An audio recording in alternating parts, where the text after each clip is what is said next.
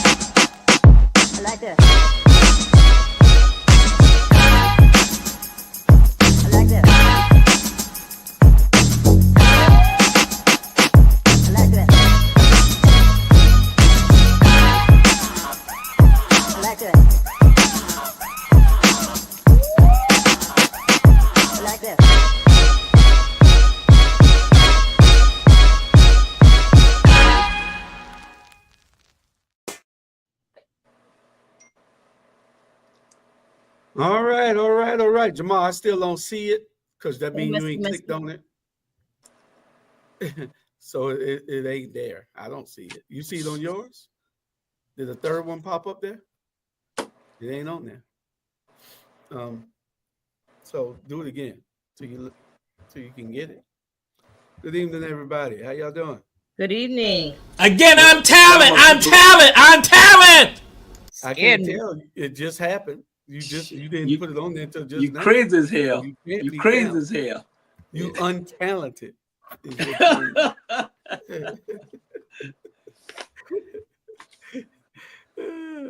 You talent. You the talent. You muted.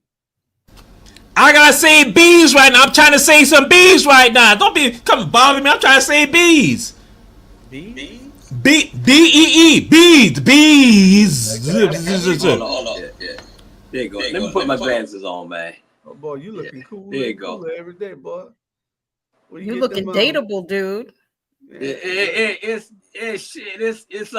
Wednesday night, Thursday Thanksgiving, and the night is ass time. Did you go to school with Maggie? Maggie, which Maggie, boo? What was her maiden name, Jamal? Samuels.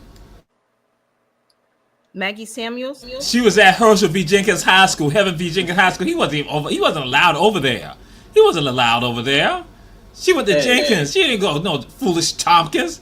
You know, untrained, uncouth, uneducated, absolutely evil.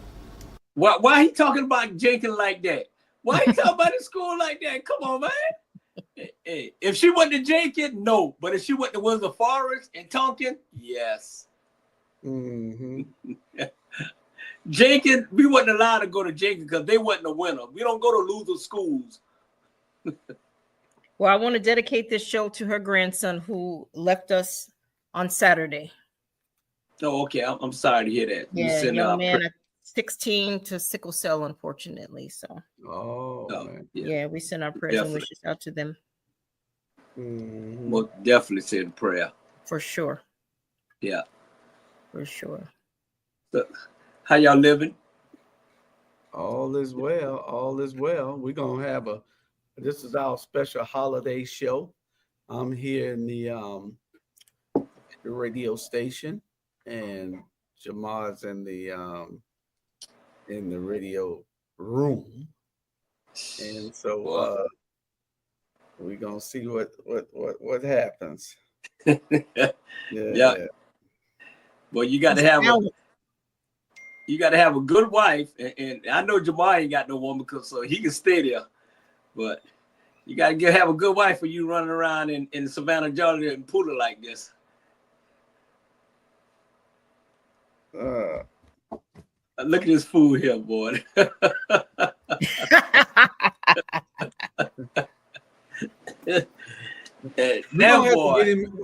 We're gonna have to get him committed. We have to get him committed. Yeah, y'all take him to Memorial Hospital. The boy gonna have to be committed. That boy. It look like I ain't shaved. I ain't shaved because I'm going out of town tomorrow, so I can shave. I can't tell from here. Shave them night. Yeah. Look at him. He tight as hell now too. I know it. Yeah. No, it ain't. I can do it some more. But I said, no, I'm gonna calm down. I'm gonna chill. You train that over there with Sam Potter, so you're good. Good evening, everybody. Good evening. That boy needs something so bad. Sending our prayers out to one of our co-hosts. She's been sick the last day or so. So we hoping, Sandra, that you get well and give us all a call so we can check on you. Hope you're watching the show. And you're not, absolutely. Listening to Hot 2100 Savannah tonight. Make sure that everybody's on Hot 2100 Savannah. Hot 2100. Don't y'all forget that. Hot 2100 Savannah. Tune in. The Perfect Storm tonight. Okay. Y'all ready to get this show started? Yeah. I'm gonna need that storm tonight. I'm gonna play some music right there. There you go. Yeah. Okay. I'm gonna relax their mind. Oh boy. Well, we're gonna make sure that we have and that's Alien Nation. We're gonna make sure that we have that music on that you won't even have to touch the dial. There you go. There you go. For you. You ain't gotta go and key it up or nothing. Hey, there you go. We're gonna have it. Slow song. We need to get that 12 o'clock music too. That 12 o'clock music, nothing but slow grinding music. Yeah. There you go. Yeah, we got there you go. The slow grind hour. But Jamal, the slow grind hour from 1. Slow. Jamal, I need a slow. 2. Hey, I need something slow. I don't need nothing fast. You remember that? I'm a slow man. Yeah. Hey, you don't give a good woman fast. You roman her, you unwind her and relax her mind, Jamal. Remember that. So bring me some Teddy Pendergraft on there now.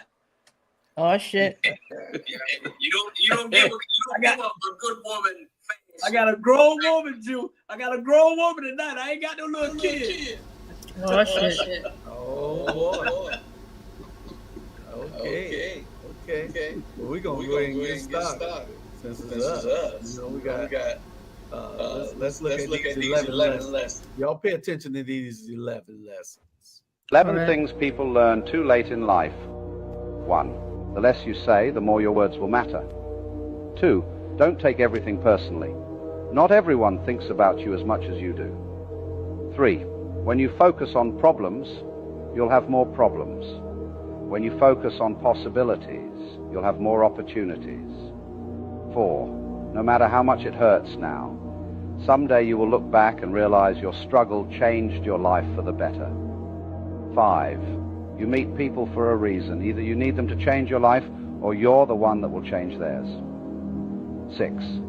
Never be afraid to try something new. Life gets boring when you stay within the limits of what you already know. 7. You will never truly know the value of a moment until it becomes a memory. 8. Once you begin to take note of the things you are grateful for, you begin to lose sight of the things that you lack. 9. If you do not have control over your mouth, you do not have control over your future. 10. Life is a mirror and will reflect back to the thinker what he thinks into it. 11. The only person you have to face in the morning is yourself. Be unbeatable. Ashe. All right, y'all heard them. Yeah. 11 things. Mm-hmm. 11 things. Absolutely.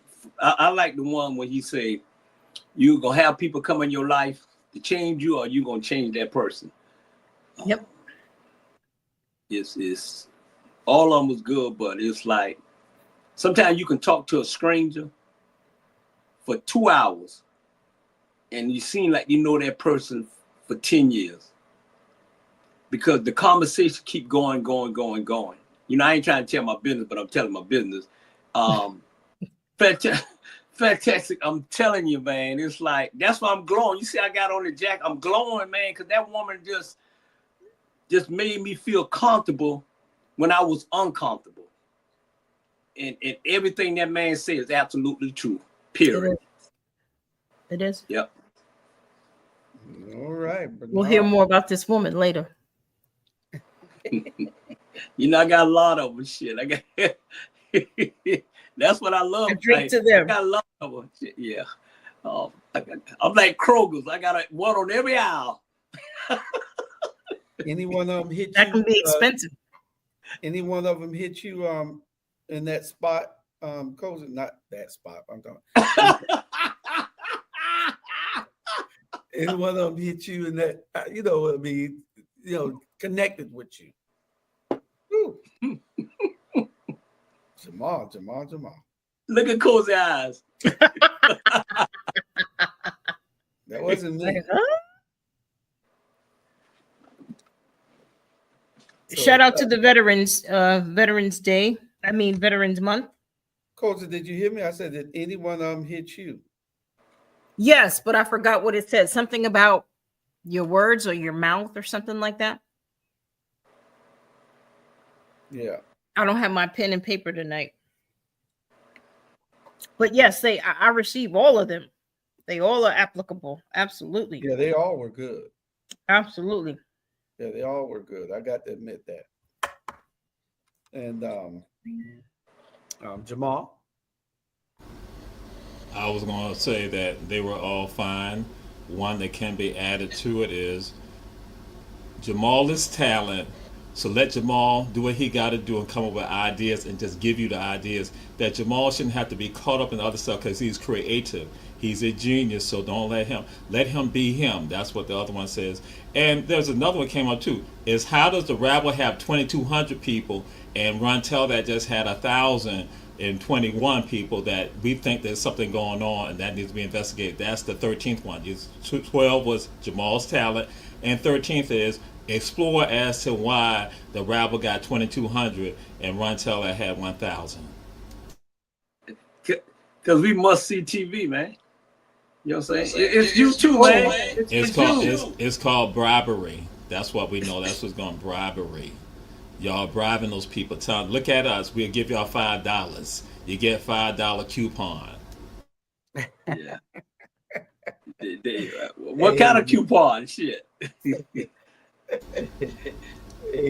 For Charlie Brown's chicken. Those coupons, they ain't no good no more. Hey, Jamal can't come on the show, be nice, and look at the numbers. He always got. That's why I love him. That's why I don't pay him no attention. That's why I'm drinking my damn Jim Beam tonight. That's why I put on them best investment. Hey, Whatever works, right? Because they're going to try to get more advertising. We're going to be getting advertised dollars soon, and they're going to be trying to charge more for the Rabble advertising dollars than Ron Talent. That's why I got to be concerned about that. Because I want my advertising dollars to go up, because that means I make more as talent. Anyway, we're going to go to the next advice. 3 pieces of millionaire advice, but they are from the Bible, and we're starting off strong with number 1, because number 1 is to diversify everything. Diversification is not a new concept. It is in the Bible in multiple places, but Ecclesiastes 11:2 says, "But divide your investments among many places, for you do not know what risks might lie ahead." If all your time is spent in one place, you need to diversify. If all your income comes from one source, you need to diversify. If you only have one skill, get another one. Crazy enough, advice number 2 comes just 2 verses down, Ecclesiastes 11:4. "Farmers who wait for perfect weather never plant. If they watch every cloud, they never harvest." If there is something you need to do, you need to just do it. A perfect time does not exist for you to start something. There will always be something that comes up. There will always be an excuse not to do it, but those perfect times don't exist. So just start. Advice number 3 is for all of you who like to spend too much money, because Proverbs 21:20 says, "The wise have wealth and luxury, but fools spend whatever they get." Stop worrying about what you look like. Start worrying about actually being rich instead of looking rich. Ashe? Awesome advice. Yep. Awesome. I concur. All the way around the board. Yeah, we be faking it so much. Mm-hmm. Is it those advice? Is it more for young people, or just because I'm like 62 years old, and I mean I'm bypassing all those goddamn advice. If I ain't got it now, I'm like, come on. I'm just saying, is it for more of the young people, or just for everybody? I mean, anybody over the age of allowance. If you get an allowance, then that applies to you. Oh, okay. Well, I don't get no allowance. I'm saying as a child, it's that information can, be applied to them as well. Anybody that has any kind of income. Yeah. It applies to you if you listen to it and see where it fits in your life. If it don't fit in your life, then it don't apply to you. If it fits, then it certainly must or should be considered. Okay. I don't know. I think what that is. I'm gonna be honest. I'm a time in my life. I'm bullheaded. I don't do no listening, man. It just started. Yeah, it just started. Shit. No, it's been there, man. Only advice I can give, man, is shit. Well, I'm gonna leave it like. Oh, that's another show, Jamal. That's another show. Sometimes the advice don't. If you're already doing everything you should, then hey, you can just take the advice and give it to somebody else. True. Got some billionaire advice. If you want to get rich, or if you want to get free, the path is the same. Stop consuming today. All the losers in the world are consumers. All the billionaires in the world are producers. All the free people have stopped consuming. Consumers watch movies. Producers read books. Consumers buy stuff that loses value over time. Producers buy stuff that gains value over time. Consumers always have the newest things. Producers always have the oldest things. Discipline, persistence, patience. Never be a consumer. Excellent advice. I was gonna say that you didn't give me a chance with the millionaire. That's why I threw my hand up. But just to share, but what some people don't realize that some of these folks who are created corporations, created companies, some of them became millionaires late in their life. Well, I should say not late. They became millionaires when they were in their 60s, in their 70s, and even in their 80s. And so that's why it's always tried and true. The information, just go forward with it. So again, but one of the keys to that is that they never gave up. What happened for a lot of folks that again, it's still always, even me, I tell people, I say, I always know success is around the corner. That's the attitude I have. That's so always, and so that's why again, a part of going forward. So yeah. Well, Colonel Sanders was what, 52 years old? I believe he's 52. Like yeah. True that. But it's more, you got to motivate it. You got to want it. You know what I'm saying? You got to keep going. Just like us, we come on this show. All of us probably on a show every damn night. We think we be in it just now. It's a purpose. We trying to get somewhere. Like Jamal say, and he right. You can be 100 years old and still hit it. Yeah. But I hope I can be 100 years old and really hit it. You ain't gonna be hitting shit. Hit it, lick it, something. Honey it, blue pills it. That's gonna be really expensive for you, I'm telling you. Man, please, they find I'm 100 years old and still kicking it with the shit. They gonna give it to me for free. Not good. I mean, you might be smelling like mothballs at that time.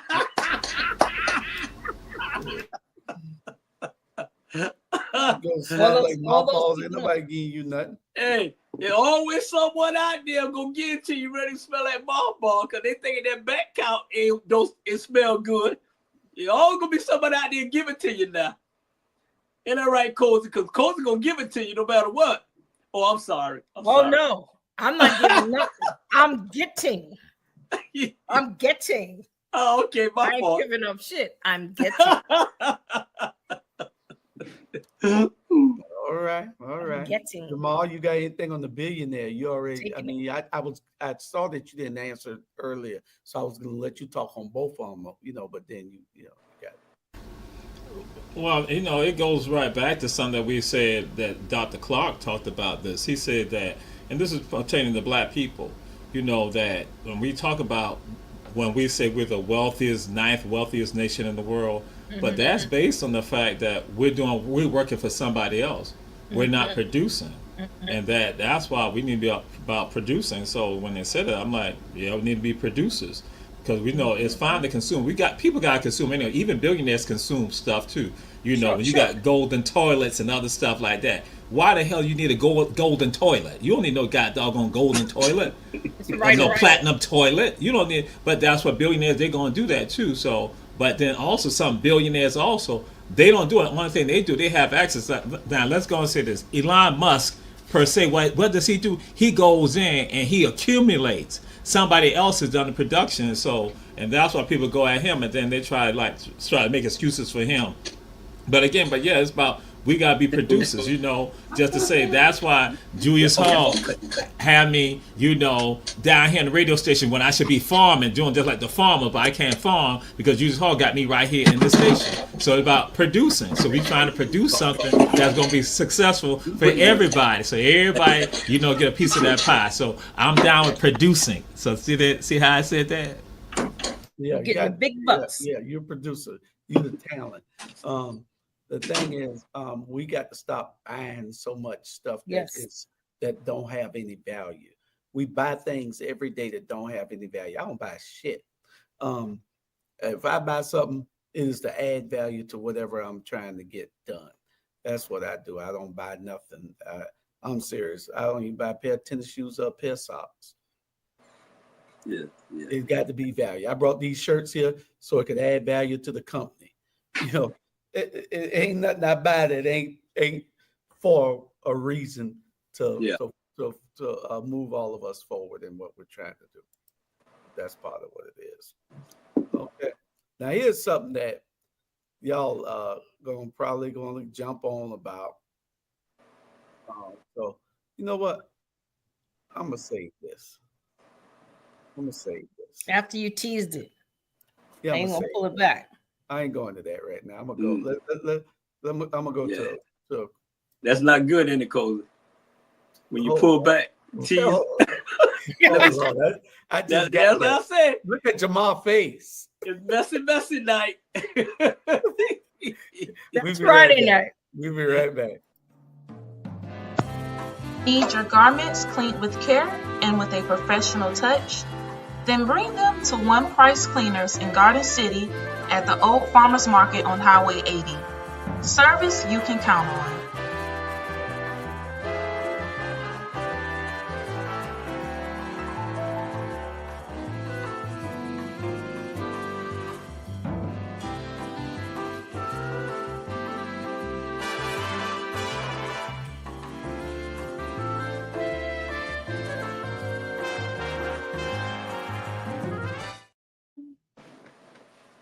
All right, we're gonna get on to our next one because we're not gonna labor y'all long tonight. We're gonna when it's over. It's over. As soon as we over, it's over. What you say, Bernard? Is that's my mic? Is because you sound a little low. I don't know if it's mine or whatever. Yours is great. Oh, okay. Yeah, yours is great. It sounds good to us, to me. Oh, I started getting messy. Okay, that's good. Right. Can you help it? I can't help it. It just got a little click when she told me to sound. She said, anyway, go, Jill. We regrettably only dream the size of our exposure. Man, no, that ain't just in church. yeah, period. It's across the board.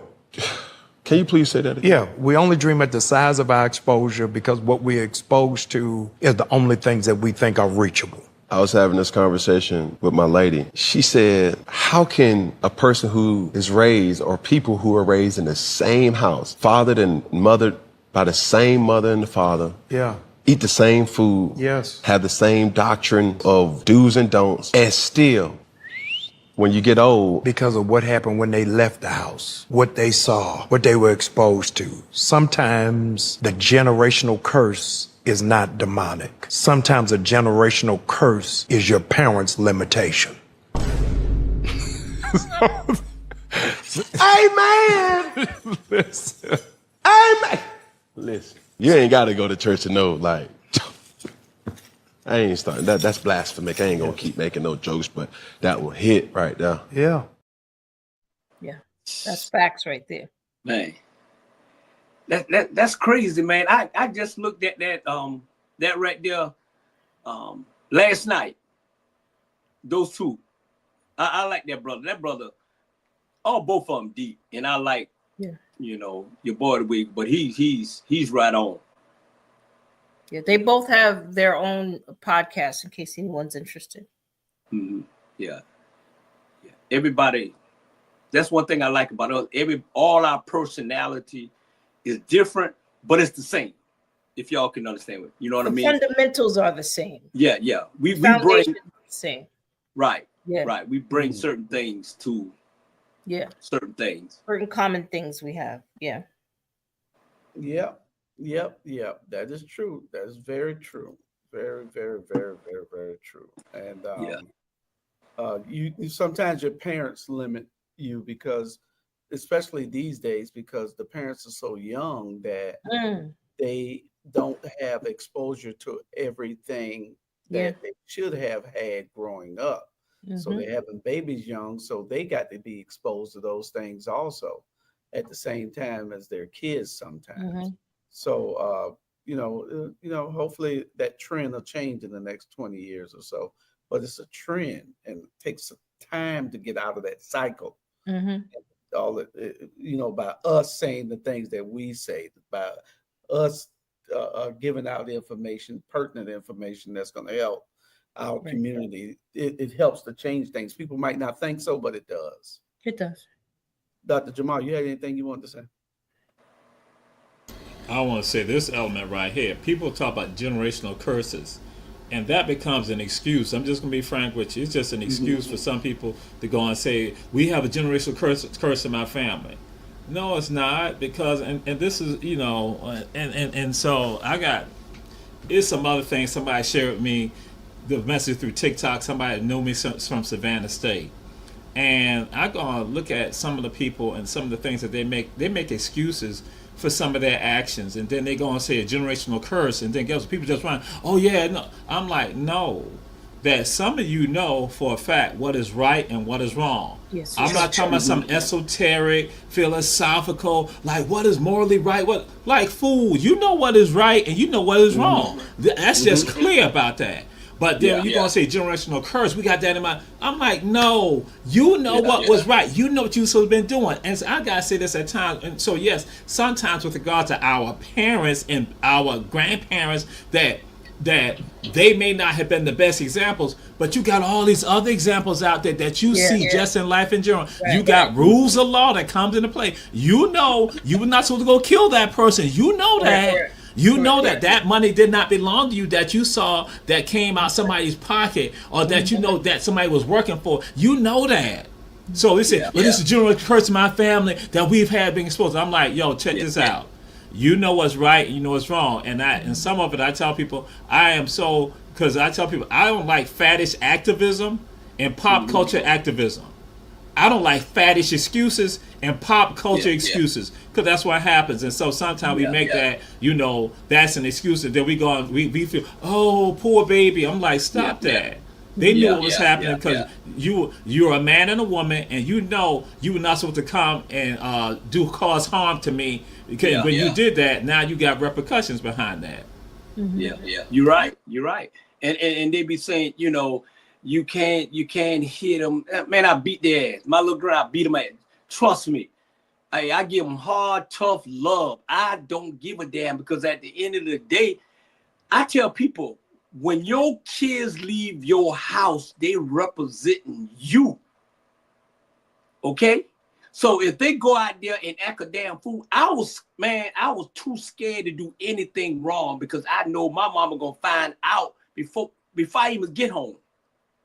So somehow that shit, kids was having kids, but you got to realize this him.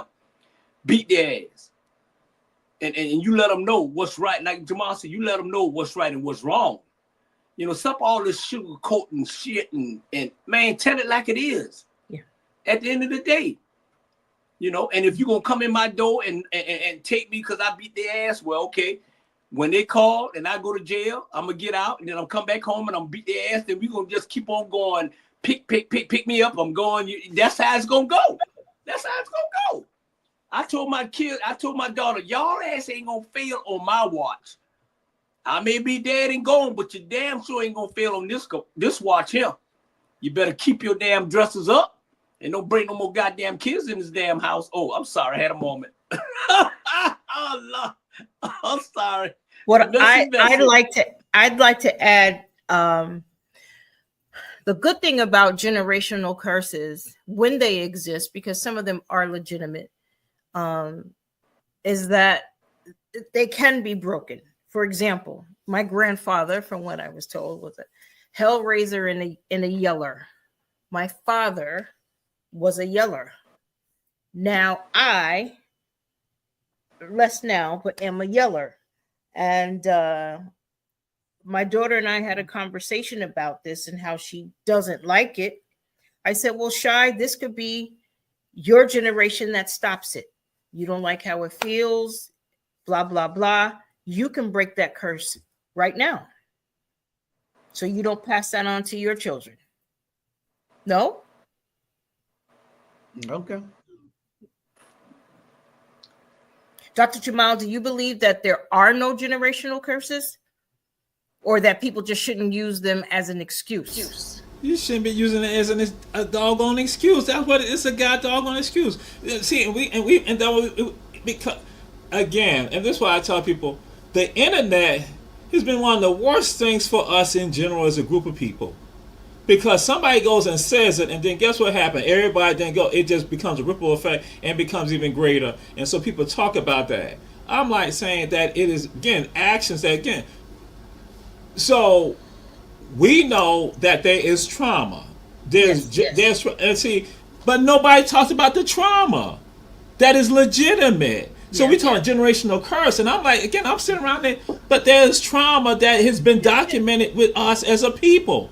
So that when black folks, with some of the stuff that black people, and so then guess what? Nobody talks about that, but we so conveniently going to talk about generational curse. I'm like saying behaviors that, just like, if I did not like how, I'm just use this example. If I didn't like how my coaches treated me, and I didn't like that, so when now I go and coach, guess what? I'm not going to do that. I'm going to have another element that how I'm going to deal with that, or that I think that I see improvement that we're going to do it. But somebody going to say that was a generational curse from how my coaches dealt with me. But I'm like saying, come on now, but on the real meaty stuff about, because we know schizophrenia runs in families, and that's for generations. But you don't hear nobody talking about that type of stuff. We talk about PTSD with regards to people who've been in military or who've been suffered some violence, but nobody talk about that. And right now, and I'm not trying to get political about this right here. Like, I had to share with some people today. When I was with some law enforcement officers, I was with them. I said, "Yo, check this out. We around here mad at Jenkins about some god doggone bricks. We mad about some bricks, and we calling people out about bricks." And I said, "Guess what?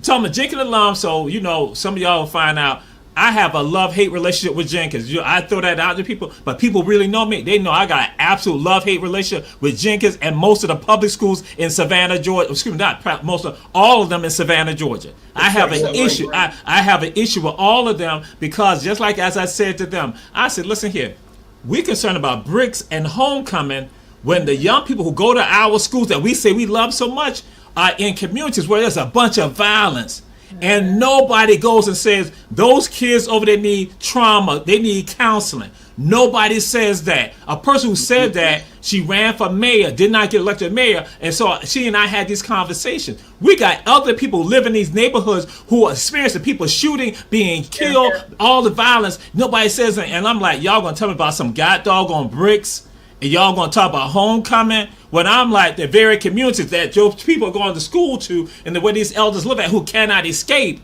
I'm like, yo, so I'm like saying that is trauma that is real. These people gotta go to school, they gotta go to work, or they gotta live in those neighborhoods. And so, but somebody gonna tell me about generational curse, and I'm like saying, we got effing trauma in our communities, and then you try to figure out why black folks have the illnesses and the diseases that we talk about. They talk about it right now.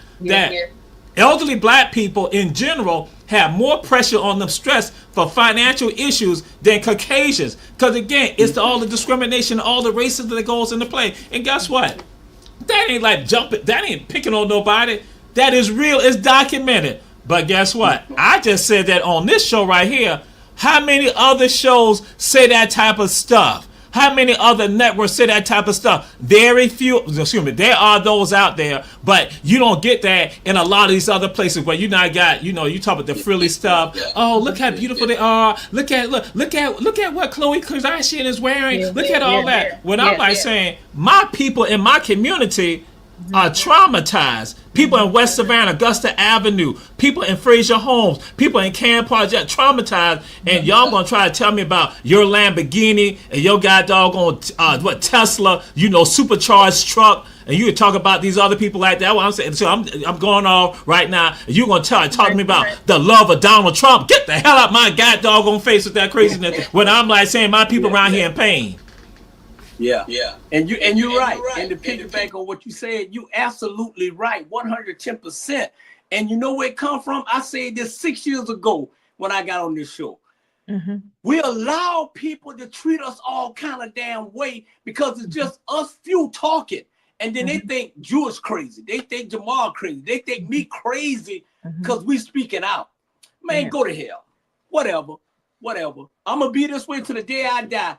If I can help one person, I did my job. Well, I don't think it falls on deaf ears. I really don't. No, I don't think it falls on deaf ears either. No. Listening. The thing is, it's exposure. These clips are all relevant because it still goes back to exposure. Generational curses, I don't believe in them. Some people just do what they see their family members have done for a while instead of growing out of that. If you want somebody's treating you bad and then you grow up treating somebody else bad, that's just your damn intellect. But because if somebody treating you bad and you don't like it, then you should treat other people good. You break the curse right there if it's such thing as a damn curse. I don't believe in curses. Mother telling me about, I got a cousin, she's in the spiritual world. I got to believe in some degree of spirituality for people not being here anymore and people being able to contact them, Correct. our ancestors and everything. Because she says she talks to my mom all the time. And my mom been dead 12 years, 13 years, 13, 14 years. And she'll give me messages from my mom and all. And, you know, and I she probably is connected.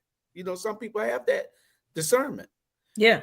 And, you know, if I can believe in a alien, which I do believe and know that they do exist, then I know that I have to be able to believe in the spirit world. Yeah. Where you think they're at? You think they just there? They don't think that there's some other being? And you know, when you talk alien, you're not talking about it's alien to us. Correct. That's all it means. It's Correct. alien to us, not Correct. no little green monster running around. Right. That's not what I'm talking about. Right. I'm talking about something that's alien to us. Yes. The same people who brought us here, Yeah. the same gods that made us. God is alien to us because we've never seen him. You know, we know that he exists, just like we know those Martians exist. You know, he created them too. Jamal, no, they got him the other night. Hey. And I believe you on that. I believe you on that. Because I was acting crazy about alien, but I had this guy on the show, Jay Black, and everything you said, I'm telling you, man, even though you said it, and because you my boy, you know, I say, well, I'm gonna believe it because Jules said it. But when he said it, I pick it back. I said, okay, that's the same thing. Sometimes you listen to people that just say my mama told me to do this here, and then my grandmama told me to do the same thing, but it's the same thing, and that's what happened. So you was right, Jew. You was right. It is alien and is, you know, all kind of shit that was coming on, and they were saying about, you know, you think the Simpsons been on over. Everything the Simpsons do is coming to rally with Obama and Michelle did this here, and I didn't realize all that until this brother came on my show, and I'm a believer now. You absolutely right, man. This world here in this country is full of shit.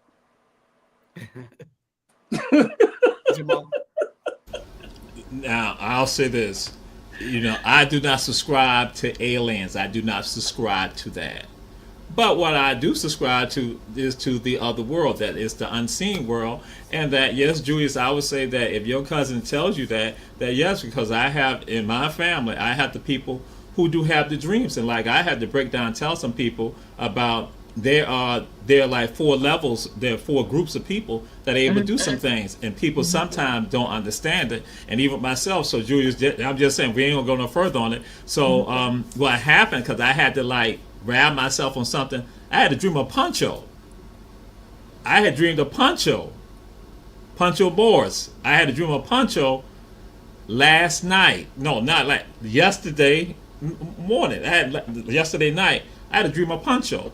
So on certain things, and see, that's why some things I know what I do is tied to that. So I was saying, I'm just emphasizing the point. Your cousin said she talked to your mother. I was saying, I would say because I've seen it in some of us, and also some of the stuff that I do when I'm doing programs as an African spirit, people see it and they're like, wait a minute, how you know? And that's like, even last when I was at Savannah State, and I said something to someone, like I think I shared with you all on the show, how the other person standing like, he don't know nothing about that young lady's mother being murdered, but he is talking about some of this right here. So, and I go and say, you know, so yeah, I just want to emphasize that. But again, we do not subscribe to aliens. We do not believe in aliens. No aliens. I know what you're gonna say, but they ain't aliens. We angels ain't no aliens. Yeah. You an angel? You an angel? Oh yeah, people know I'm an angel. People gonna tell you Jamal's an angel. I am an angel. Right. That's why I have to deal with this right here. Because I'm in this world. That's why I say I'm in this world. That's why I function like that, because I am an angel. People gonna tell you. My people from Savannah, 1501. Who is a real angel? My people are going to tell you, I'm an angel. I am an angel. So, but I'm just like saying, but they're not. Huh? You're an alien then. No, I'm not. No, I'm not. No, I'm not. No. Hey, God put the most beautiful angel out of heaven, and he was the devil. Sure did. Sure did. Now, that's under one spiritual foundation. Others going to tell you that Satan was not an angel. Satan was a jinn. That Satan was a jinn. That he was a jinn. A jinn was in charge. He was a jinn put in charge of angels, because again, angels must do the bidding of the Most High. Jinns are created out of fire. So angel, and they have, because again, that comes into play with regard to passion. Just like it got adapted, the jinn got adapted into Western culture. It's something y'all call the genie. And so, what is the genie? The genie gives you whatever you want, whatever your passion. It doesn't matter. And so that's why, they'll say under one spiritual foundation, which we respect that, they're gonna say he was an angel. That again, but then also the others gonna say no. That was some other people. Billions of people around the world gonna say they're like nah. They're like Lucifer, Satan, Iblis, whatever his name is. They're gonna say no. He was a jinn that was in charge of the angels. That's why in that jinn known as Satan, he was upset with God, that God wouldn't say, I will make man and woman in charge of the earth and of the realm. And that's when Lucifer is sitting back saying, wait a minute, I'm not made out of clay. You made them out of clay and stick and clay, but then I am fire. So that means I am better. And so basically what the mission has been of Satan is to do this right here, to show the Most High, to show the Creator, saying that you put them in charge of the realm, they're not worthy of it. I should have been in charge of it. So, and that's why what people going to tell you, again, the other spiritual foundation say that the devil cannot do wrong. That when people, I say something about it, the devil can't do wrong, but the devil can do. The devil can come whisper to you. And all that is that's why it goes right back to that generational curse stuff, where people go on and say, the devil made me do it. No, it's not. You did it. You knew right and wrong, but you made that choice with the God. You acting like nobody knew that. You but no, that what the devil whispered to you, and that's why the devil said, see Allah, see God. Those are the people that you put in charge. They can't be in charge because they still go do the evil. I just whisper to them. I don't go do the wrong. It's them doing the wrong. That's why when people do wrong, they try to put on the devil. Ain't no devil. That's you doing the wrong. We're gonna pass out the collection plate. Okay. Clear it up, devil. Clear it up. Clear it up. Yeah. Here we go. Boy, this show, the last couple of weeks, this shit was getting deep, man. Y'all entertaining and learn. Y'all educating. You got to get deep. That's right. Listening, learning, and teaching. Yeah. There you go. Remember this old school, when the Chrysler 300 first dropped, you was like, what is that right there? Then your boy was like, that thing look like a Bentley in that thing, dog.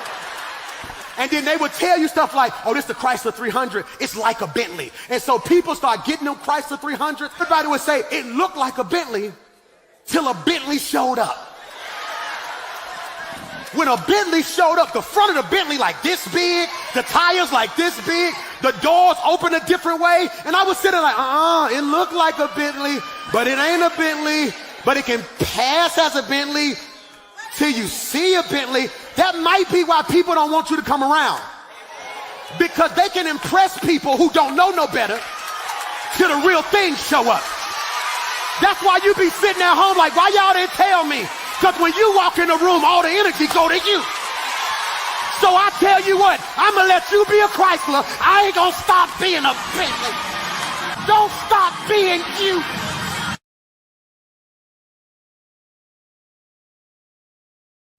Don't stop being a Bentley.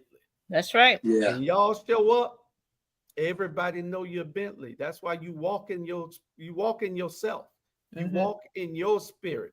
You can't let nobody else dictate who you are. When I tell everybody, when I walk in the room, I'm the most important person in that room. Ain't nobody in that room more important than me.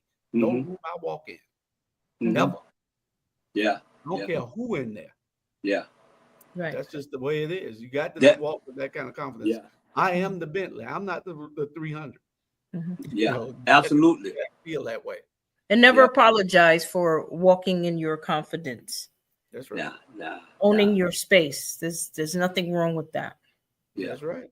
And that's it. That's it. I mean, you can call it arrogant, you can call it cocky, You can call whatever you want to call it, but at the end of the day, shit. Like, dude, when I walk in the room, hey, it's time to party. It is what it is. Trust me. And that's just confidence since we was a little damn kid. You know what I'm saying? It's 13 of us, so we had to fight for every damn thing. We had to fight for eating the cereal. We had to fight for using the bathroom. We had to fight to just get to the table. And if dinner's at 6 o'clock and you get there 6:02, you ain't gonna eat.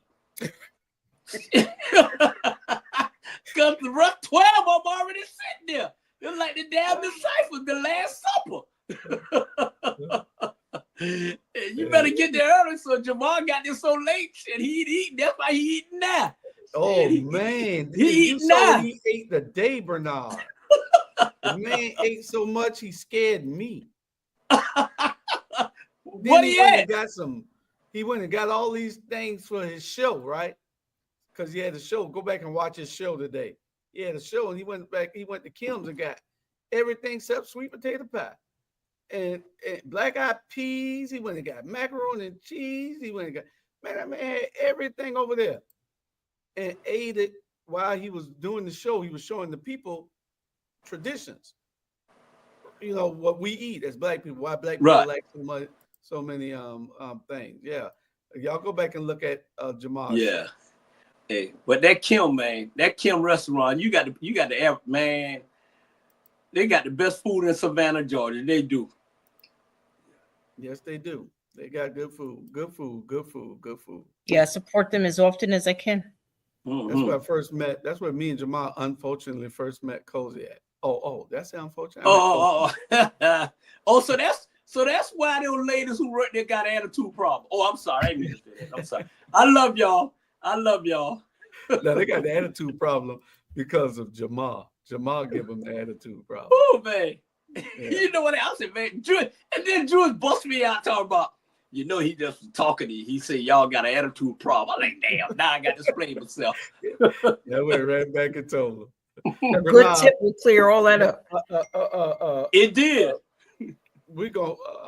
This one is for Bernard. Can you explain this for us, please? So the restaurant got paid parking. We got to pay them to park it, or they gonna how that work? We park it ourselves. We got to pay for it. Okay, all right. So to get my haircut, I got to pay to park my car. To go in there, y'all got y'all own parking lot. I'm trying to see why I got to come in there and pay y'all to park my car to get my haircut. That don't make sense to me. So if I come to your apartment, I have to pay to park my car to come inside your apartment, even though I'm your guest.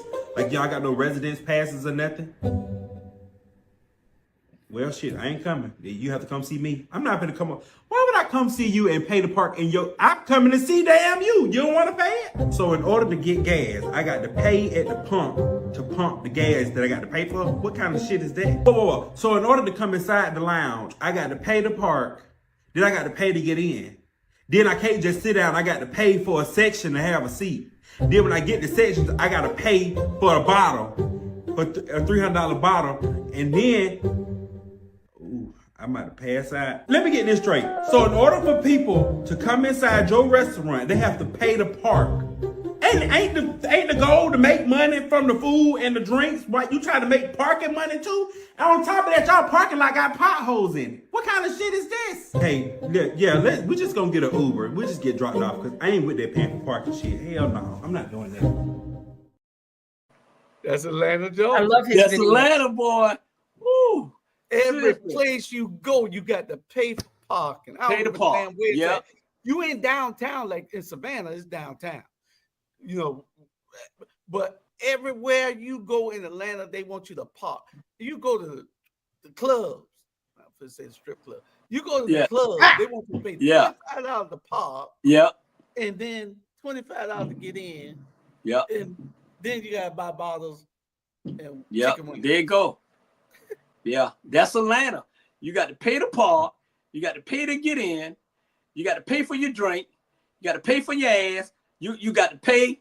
You got to go over here on Edgewood. You got to pay for parking. You got to go in the restaurant, pay to get in the restaurant, and then pay to eat. And then tip. And then, man, please. Yep, you're right. Only in It's Atlanta. not just Atlanta, though. I mean, Nah, but you can't any help large it. It's city, terrible, any though. large city, you have to pay But Atlanta's for parking. terrible. Atlanta Atlanta's chocolate city, terrible. so you got to pay. And you go Atlanta's $49. Some is $54 for parking Yeah. in hotels. That's Yeah. I've seen 65 it. at the damn Marriott Marquis. 65. Yeah, yeah. But you're gonna have a good time, though. You're gonna have a good time, innit? Depends on Drew, what you you're gonna have there a good for. time, right? Depends on what you're there for, Bernard. You gonna have a good time. You. You gonna have a good time, shit. I may want to Jamal scared to come up here and stay with me for 1 week. Look, I got a bed right over there for him, man. 1 week. He won't go back to Atlanta. Hey, he might not go back. You can't. He ain't gonna go back. Hell, I know he ain't. Yeah, he ain't going back. Mm-mm. We'll be right back. Hey there. Are you ready to amplify your voice and embrace your passion? Tune in to Our Black Media Network, where community comes first and every story matters. We're here 24/7, delivering powerful content on everything from financial literacy to the latest in sports and mental health. We are unapologetically real, reflecting the heartbeat of our community with programs that inspire, empower, and drive change. Join us on all major media platforms to celebrate our unique voices and advocate for the change we want to see. With over 50K monthly viewers, our network is your go-to destination for authentic, engaging content. Be a part of the movement. Be a part of the change. Tune in to Our Black Media Network today and let your voice be heard.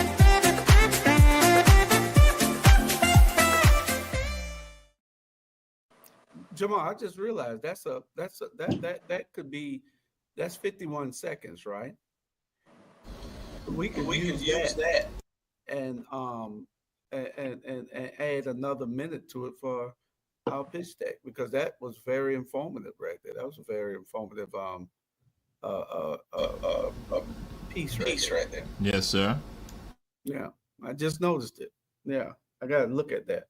Let Chris add the rest of it to it. We got to cut it down to a minute and let him add the rest of it to it. Yes, sir. And get it. Yeah. Okay. All right. What we got next? We got a few other things, but y'all be the Bentley. That's what I want to make sure y'all do. Y'all just be the Bentley. Here's how Black saved Cadillac. Y'all riding around them Cadillacs. Y'all wondering why all the black people was driving Cadillacs? Here's the reason why. Do you know that Black America saved Cadillac in 1934? Cadillac wouldn't even exist today had it not been for Black America in 1934, and I can tell you exactly how they did it. First, you have to understand Henry Ford had 3 car companies. First was a complete failure, sold the assets. He had a second car company which failed, and a man named Henry Leland bought it and turned it into Cadillac. And then Henry had a third company we know as Ford Motor Company. But Henry didn't really do the work. He hired some brothers and then tried to cut the brothers out. Those brothers started a car company named Dodge. So I want you to understand how incestuous this is. So Henry Leland started Cadillac. GM bought it in 1919 from him. So now General Motors has it. It's one of the top luxury brands in America. But when the Great Depression hit in 1928, nobody had money, right? So you don't have auto loans. They did not exist back then. So if you couldn't pay cash for a car, you weren't getting it, and banks failed, nobody had money. So Cadillac lost 85% of their sales in 5 years. They're literally in the board meeting to shut Cadillac down when their service manager nationwide came in and goes, I think I can save the company. They're like, yeah, whatever, how? He goes, we don't sell to anybody but white people. And Black Americans in the South are paying white guys $300 cash over and above the price of the car so they can drive it. The elite, the judges, the attorneys, the entertainers, go for it. And Cadillac's like, what do we got to lose? So in 1934, they opened it up, the first car company ever to have integrated sales. And Black Americans bought so many Cadillacs in 1934, sales went up 70%. Now I want you to ask yourself, this is the Great Depression. Nobody has money, there's bread lines. How can Black Americans afford to save a luxury brand? How? They couldn't put their money in banks. And all the banks failed, all the white people lost their money. The law of unintended consequences kept Black America from being harmed by the Great Depression like everybody else, believe it or not. And I talked to a gentleman who said the only reason my granddad said he knew it was a Great Depression because he saw a white man picking out his trash. I was like, wow. So, in doing this, it turned Cadillac around. And Cadillac became the first auto manufacturer to hire Black Americans to the design and style team, not just the factory.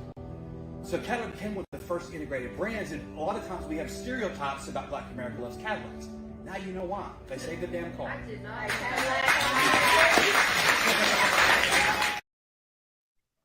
Cadillac owe us something just like America do. Yeah, yeah. But you know what? You always have at least about one or two white person tell the story. You know what I'm saying? It's like what I mean by that is what he just said. You know what I'm saying?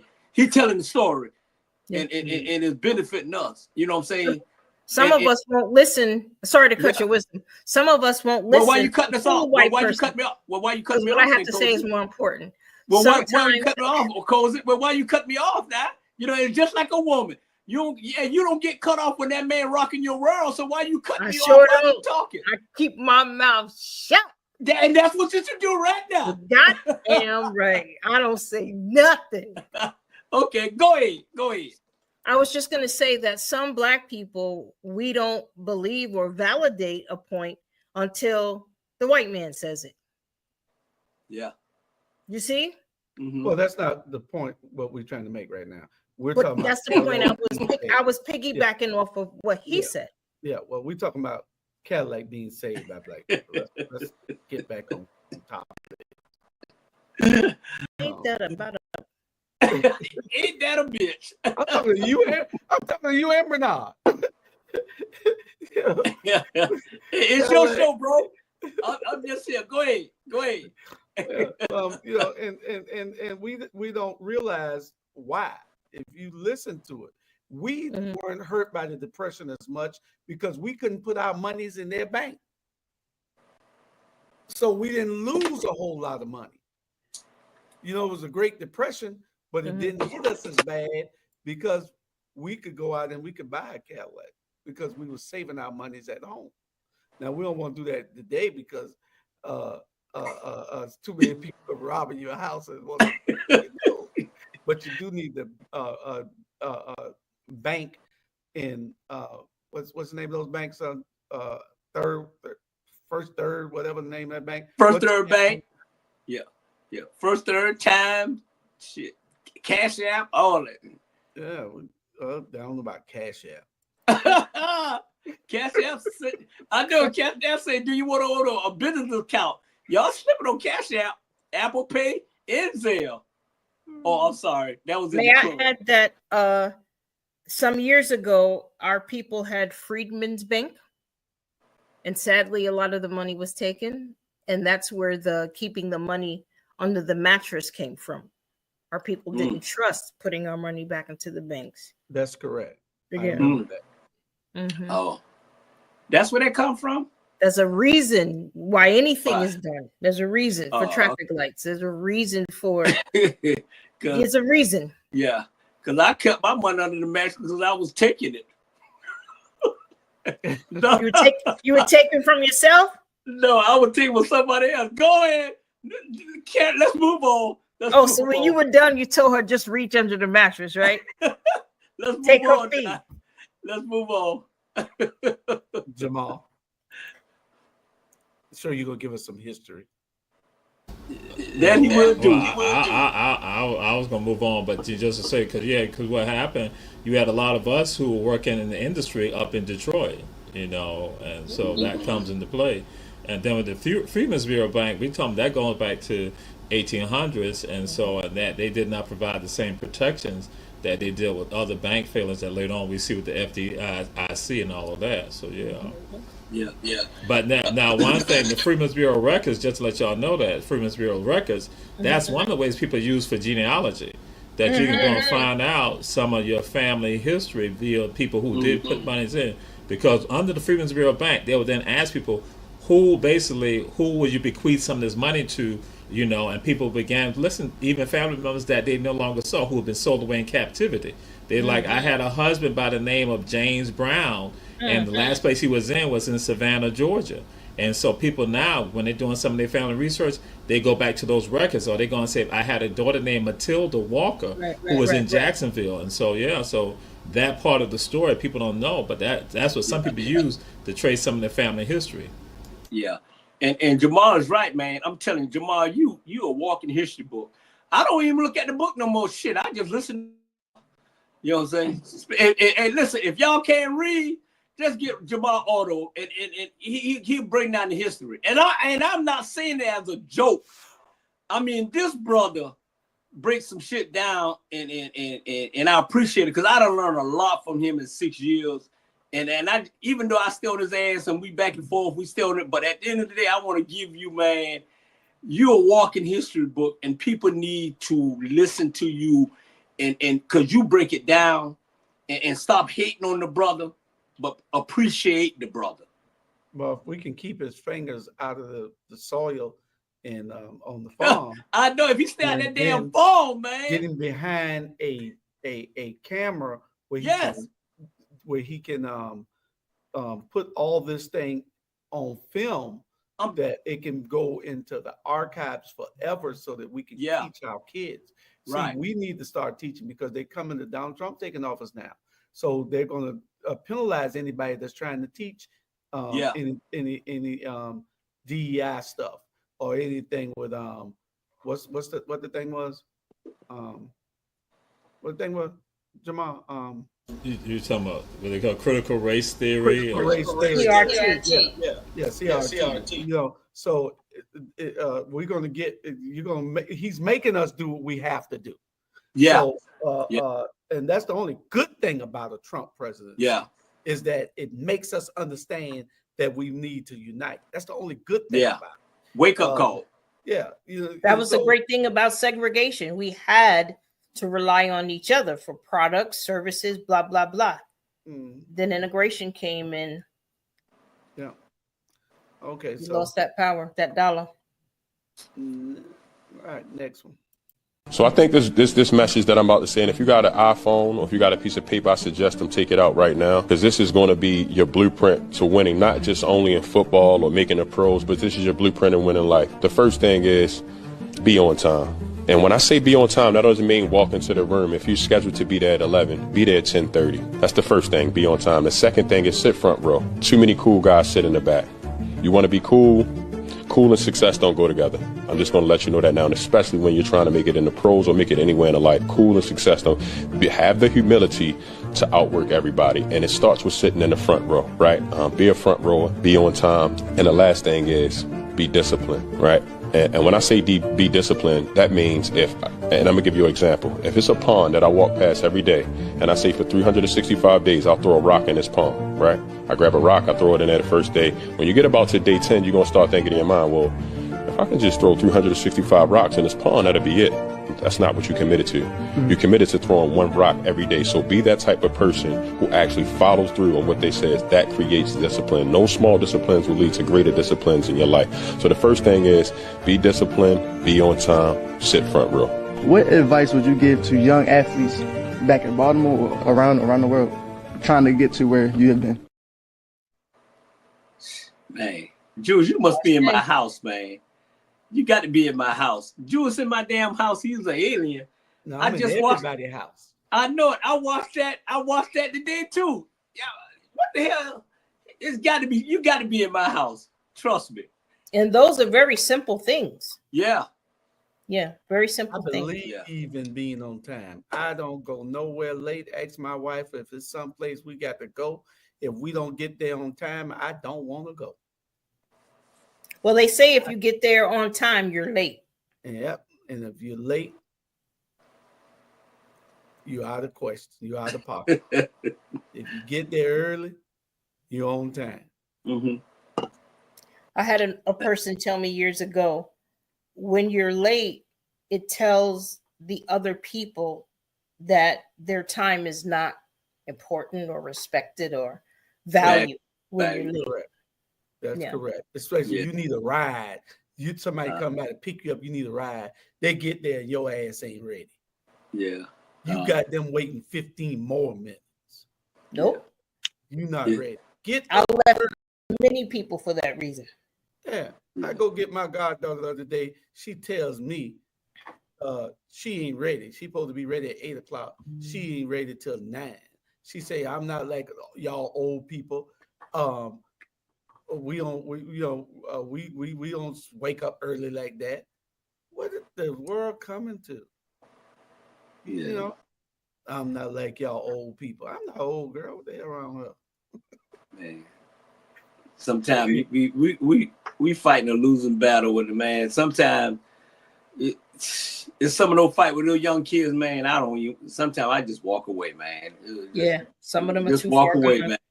Cause you're gonna about to kill their ass. You just walk away. That's correct. That's correct. All right, next we got baby. Oh, go ahead, Jamal. Go ahead, Jay. Yeah, you ain't giving my chance. I want to go and say Julius is a hypocrite. You know, Julius is a hypocrite. You know, he lies. So I just had to do this right. I want to show y'all one of Julius' interns right here. I had to do this one Julius' intern, and Julius made him to go and do this right here. Y'all just say he.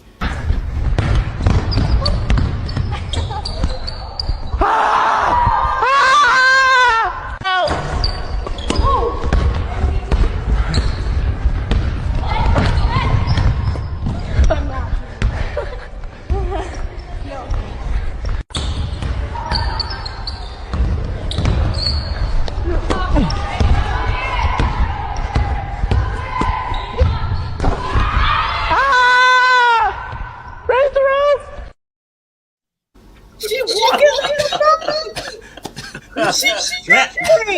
That was one of Julius' interns that he had go to the girls' basketball practice that act like, so that's Julius. So that's why I'm listening. What he's saying to y'all, to the whole world, see what he does? Yeah. So don't play on the young people. Julius contributes to that too. Yeah.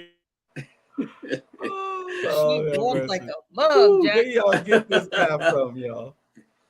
Where y'all get him from? Lord have mercy.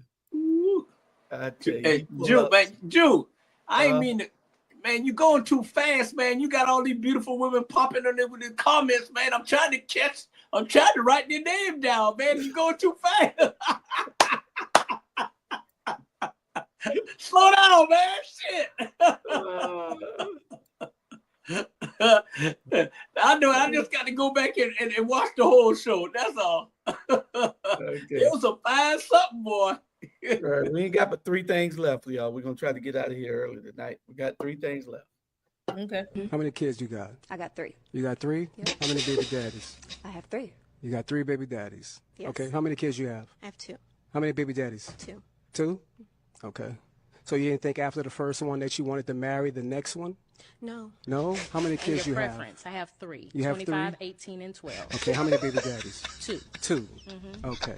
But I just want you to understand, when it comes to a man of top tier, we give you a few from one man. If you have multiple from a different man, that disqualifies you. He said nothing wrong. Like, it devalues the woman when you go through multiple men and have multiple baby daddies. We don't want to deal with that. If you got 3 kids and 3 baby daddies, it's like, damn, your decision-making skills are horrible.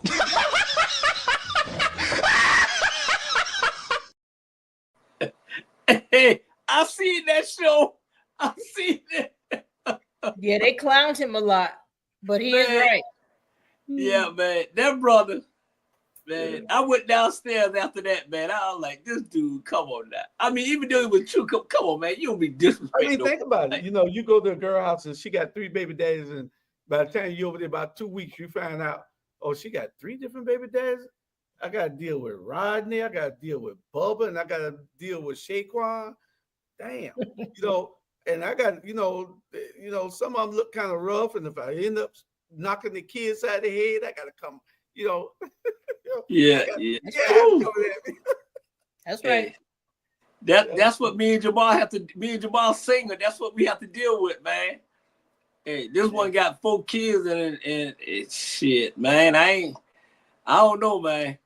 You know, no baby mamas, and you know, welcome to me and Jamal world, man. That's what we have to deal with. That's why I go with the young ones who ain't got no damn kids. Yeah. Jamal. You know, I'm gonna say that I can't laugh at it because I mean it's a sad statement. And then what happened? You see people then get defensive about it, and people start having these issues. So again, you gotta look at some of this right here. And we talk about this, and Bernard references stuff right here that with regards to relationships, and I'm even going to say relationships and marriage, that we are missing a lot. And again, I'm saying that's not everybody, but you got a large segment of us who are caught into some fantasy stuff. And I'm just going to say the internet, the online fantasy, the IG, the TikTok, fronting and flogging and clout chasing and stuff like that, as opposed to establishing real ties. One of the things that I used to try to impart to some of my people, when you got a good sister, you stick with that good sister. You got a good brother, you stick with that good brother, because y'all can build from there. Correct. But if you not let your boys or your girls come and influence you to not go out there dipping on that good sister, that good brother, it is havoc. And so with that, then guess what? Then the pain and the anguish that you cause for that other person, sometimes if they not healed themselves, they didn't cause it on somebody else. And then you have all this animosity, and then and I'm like saying that we don't be real about it. Men don't be real, women don't be real, and that's why it comes down to, and what trips me out is that people say they want folks to be real and be honest with them, but when it comes down to it, the ones who are going to say that often don't be honest and be real. And so that's why then you have these situations where I'm going to see people with 3 and 4. I'm just out there. That's for men too. If men got 5 different children from 5 different women, then I'm like, yo, that says something about you, and vice versa. So I'm like saying we got to get to a point now to rectify and correct that, and it becomes a battle that we got to engage in right now. And some people don't want to accept it, because I'm like, with some people, I'm like, you say you want to be real and you want to be honest, but then when it comes down to it, you don't be honest. So then what is that really saying about you? Yeah. And one thing I'm tired of hearing is like, you got these women, right? Okay. You got a married woman. Listen to a single woman. What the hell? You listen to the single woman? Absolutely. They ain't gonna tell you shit. Come on now. Make it make sense. And that's what they do. They sit around the table and listen to these single women that's out there doing whatever. And now they done messed their home up for a good man. He probably sitting there waiting and you listening to him. That's why Becky's is getting your women or getting your men, because you sitting around listening to the one don't have a man. And what they're doing is Becky mama and Becky daddy is training them to take your damn man. And that's why they say, well, why when they don't make it and they don't make all that money, the NFL, the NBA, and Becky got them? Because y'all let them have them. Because you listen to some damn body that don't have a man. Yeah. Don't have a man. Yeah. Don't want a man. Can't keep a man. And you listening to her? Man, please. Look what Ivan Cohen say, Jamal. Guilty. Before the internet, social media was the bathroom wall. Rotary dial telephones and gossip on the playground. But let Ivan own it, boy. He owned it. The bathroom wall. That only applies to men, right? Nah. You got right. It was a girls' bathroom also. You didn't write your number on the bathroom wall. For a funky good time. I know it. Whenever you go around, 777-0311. 9311. Yeah, 9311. And what's so crazy, Jamal's name was on all the walls. I'm like, who was Jamal? I'm like, damn. He's talented. Because they knew I loved them. I loved them. The baby mama and the mama. Okay, we got 2 subjects left, and we're gonna get you to this one here. See if we can get out of here in the next in about 12 minutes or so. This is some legal advice for business owners. If you don't hear anything else I say today, hear this. Learn the rules of the game and play the game by the rules. Everybody who just said you have an LLC and you have never put a resolution in your corporate record book, or you don't own a corporate record book, you're operating illegally and out of order. When you have a sole proprietorship and you use your name and social security number, you and the business are the same. You're the same thing. But when you get an LLC, you've created a separate entity. That entity has a tax ID number. That entity has a set of rules. That entity can open bank accounts, start businesses. That entity can create credit lines. That entity can purchase real estate. And if you are ever in a Q&A with the IRS, if you're in any kind of legal something, one of my students last year, she started in the Entrepreneurs Academy, but she didn't follow anything. She went out, she did a transaction in real estate, and something happened with the tax, and she had gotten a commission of $40,000 or $50,000. She went to court. She did not have her resolutions or her corporate record book, never even existed. And so the judge wouldn't even hear her speak, because when you have an LLC, you cannot speak for the business. Let me repeat, if you have an LLC, you cannot speak for your business. You must have a corporate record book. You see that? Lynn Richardson LLC, it's a record book. Let me tell you what's in this record book. You have a seal in this record book. There's a seal right here. When I do my resolutions, I have to stamp them with my official seal. What do I need a resolution for? Everything. You need a resolution when you pay yourself. You can't just pay yourself. You're stealing from your entity if you pay yourself without a resolution. You have stock certificates. You might be saying, well, Lynn, I'm the only one in my business.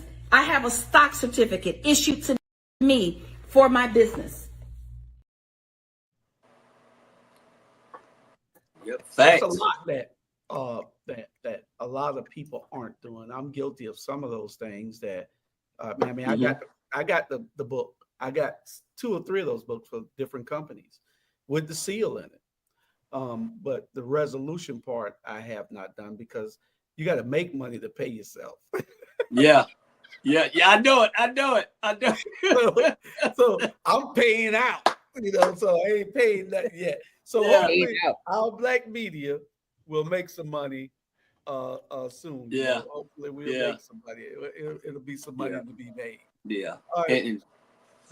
Go ahead. Y'all go ahead. No, that's I mean, what you just put up there is absolutely facts. Because we got a lot of I know we so hard on young people, but it's a lot of young people got their own business and they just learning, and it's like the LLC, and it's like, I ain't trying to tell my daughter business, but I'm trying to tell my daughter business. So we went in there and bought a card yesterday, and she have a LLC business and everything, and they say, well, because of you just have it, it's not, you don't need to put it in that company of your LLC. You just need to go ahead and do it here. And he break it down to her, and I'm looking at him like, yeah, you're right. So when Jules, you must be in my damn house, man. God damn, Jules. And I'm telling you, if you don't know, you don't know. But if you know and you still mess up, then that's your problem. Yeah. So that's a prime example of, you got to put it out there, man. There's a lot of young people that's trying to start their own business, but they don't know. But she absolutely right on that one. Because it's all kind of tax incentives that you can take advantage of. We just don't know all of them. But you have to be in order also. Jamal, the internet is good for things like that. It has its pros and its cons. Well, the internet is good for a whole lot of things. A lot. It is it's just the negative stuff that we put on there that and like Jamal said, with flossing and trying to be big when Lil got you. Right. Lil got you. Why you trying to be big? Wait till you get big. You know what I'm saying? So, Jamal, you got anything? I thought excellent information. I think that is it. Yeah. Our last subject, then we're going to get to our last subject. It is the lightning of America. This is his health picks, people that will affect our life, from the CCDC to Health and Human Services to the FDA, the Surgeon General. But you got Dr. Oz. Dr. Oz, man, come on, man. What is Trump doing, man? He's just making a mockery of the world. What's wrong with Dr. Oz? Come on. What's right with him? Come on now. I'm waiting to hear something valid. No. He just a look fake it up. ass We ain't doctor that telling you nothing. Oprah We ain't built help him you. up. Help yourself. And they got Robin F. Kennedy. Really? I mean, put somebody there that's really and truly is a damn doctor. It's something like that, man. See, that's the problem. You know what? That's why I was waiting for this shit. Messy. Number one, Trump done mess all y'all ass up who voted for him. He ain't gonna do shit for y'all. And everybody in his cabin is white. Lily. Come on. Lily White. Come on. And you think this man care about y'all? He gonna fuck y'all raw, excuse me, y'all raw up. And y'all sitting around there. That's let me tell you something right now. Our biggest problem is us. Because we allow people to tell us what to do. We allow people to show this shit. And then y'all Negroes went out there and voted for that man. You gonna get what the hell you deserve. But Bernard, that's good. Because see, he's showing them with this right here, he's showing them, I don't respect y'all. Y'all dumbasses voted for me. And I told you not to vote for me. You still voted for me, you dumbasses. So this is what you get. There you go. Man. Don't look at that guy down there, the second one on the bottom line. If Scott Turner's in there, Scott Turner's another Ben Carson. Scott Turner's another smiling Tim Scott from South Carolina. So, and then that's, y'all think about it. This job that he gave Scott Turner. Can y'all remember a white person being in it? That is a black job. Yeah. Black job. Seriously. I know some white stuff in it. I remember back in Clinton. Man. But that is a black job. That's what they give the black. So he ain't got no effect on nothing. Nothing. Housing and they're gonna make him the scapegoat when they start taking the vouchers and everything away from them. Y'all gonna get exactly what you did. Even the ones who didn't go vote, you're gonna get what you deserve, because when they take that Section 8 from your ass because you was too sorry to get up and go vote, then you'll understand what we was talking about. Next. Man, I don't. Y'all, you know what? I hate to talk about my people like that, of what I'm about to say. The words that come out is not affected with the Rabble or our black media, but y'all Negroes need a wake-up call, man. Y'all do, man. Y'all need to fact check, go to Jamal and get history, because just because you want to look good, drive good, smell good, that shit ain't gonna help your kids. January, January the 21st, 2025 was when that devil get back in office. Yes. Y'all in trouble. That man don't care about nobody but himself. And so we're gonna let every single body there's a felon that got a felon, we're gonna let them out of jail. Anybody that damn done rape people or rape, we're gonna let them out of jail. Anybody that done did 52 bankruptcy, we're gonna give them good credit, because that's what he is. So what's good for the goof is good for the gander. And I understand the part where you're saying we wanted to teach the Democratic Party a lesson. We had some people, me and Jamal had some people that was talking to us, to our friends, helping us set up. And they wanted to teach the Democratic Party a lesson. That's right. And a lot of this was this, but I kept saying all before the election, this is not the time to treat them. This is not the time to teach them a lesson. Yeah. Not this time. Maybe next time, but not this time. But still, people say no, they need to learn right now. They need to learn right now. This is total disrespect to the Hispanic and to the black community. With these picks. Yeah. He's showing you that he don't give a damn what you think. All colored. He's showing you that he's gonna do what he wants to do and pick who he wants to pick, and you was the fool for electing. That's what he's showing you right there. Yeah. And see, we still have those ones with that slave mentality that don't mind being on there and would have got Harriet Tubman caught. Yeah. You know what I'm saying? Would have told Trump that Harriet was sneaking all the people off the plantation. You know what I'm saying? Yeah. Those are the ones that thinking, oh master, just give me some hot cornbread and throw me a little of them pork chitlins. Yeah. You know what I'm saying? And Yeah. those are the ones who you're gonna get what you get coming. Yeah. What say you, Cozy and Jamal? RG, Dr. Bryant says the Georgia Democratic Party will be making major changes soon. I'm looking forward to it. Okay. Where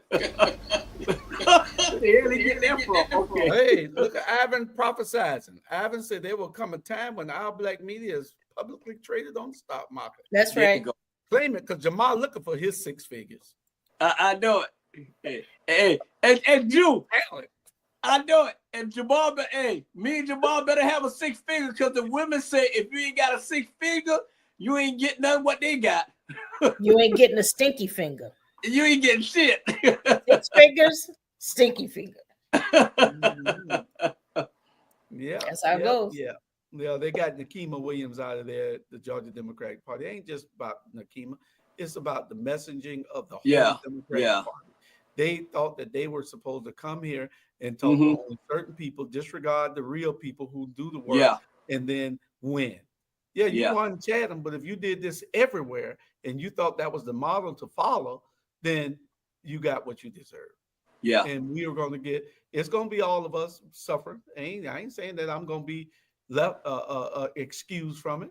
Oh, everybody. But they better not mess with my damn check. Sacrifice.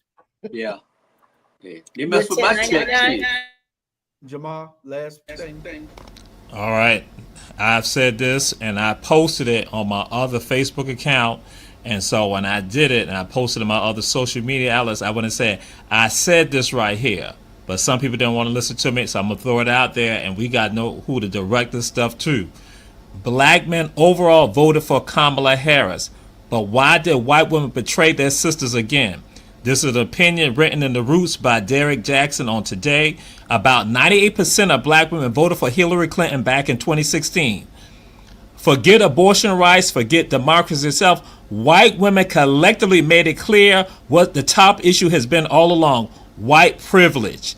For the third straight election, white women, the biggest share of the nation electorate by gender and race, voted for Donald Trump. For the second time out of the last 3 elections, they voted against a woman for president of the United States. By bringing Trump back to the White House, they betrayed their comfort with a race-baiting misogynist who should be in prison as a convicted felon instead of sitting in the Oval Office. It is not black folks. Black men voted. Black women voted. It is Caucasian women. That's what the number. They go further to discuss the numbers. They talk about with regards to Arizona, Georgia, Pennsylvania, these other places, that they were the ones that betrayed all of this. It is not. That's why I tell people, don't be looking at black folks. If anything, black folks, and they're discussing right now how black women said, we're going to step back right now because we've given our all. Black men have given their all. Caucasians now got to be called to task about this. And we refuse to call them to task about it. That's why I was so happy in The Root today that when I saw that, I went and posted it so other people going to see it. That's why when Jamal has been saying this, other people been trying to make it seem like this is far-fetched. We know this ain't far-fetched. This is what we know has always been the case. And as I said to people, Caucasian will be Caucasian if they're about doing the right thing. In particular, who the group who are going to be hurt, they're going to discuss. 60% of Caucasian women who were not college educated women were supporting Trump. Those are the ones right there. They are the ones that caused it. It is not on black people. We cannot carry the burden of democracy. It is on them. And so now we got to call them out. We must call them out because now, guess what's not going to happen? You got a number of black women who have been, like they discussed, been caught up into electoral politics, but they're now so discouraged about what their betrayal. We got to now rekindle our sisters to understand you got to get involved. You got, I mean, it's not get. We got to maintain that. Black men, we got to maintain that because if not, so again, but what we got to do, we got to let Caucasians know now. Listen here, we don't follow y'all. We need y'all following us right now. And don't be afraid about that. Because when you're in those boardrooms, when you're in those settings, if you say nothing about it, then they act like they're the geniuses. When I need them to now understand we are the geniuses, and you gotta listen to us. Because when you talk about you didn't touch bases with the home group of people, then you tell them that, you make it be heard. You just don't sit there because Caucasian women will think that they're geniuses. and they're not even touching the polls.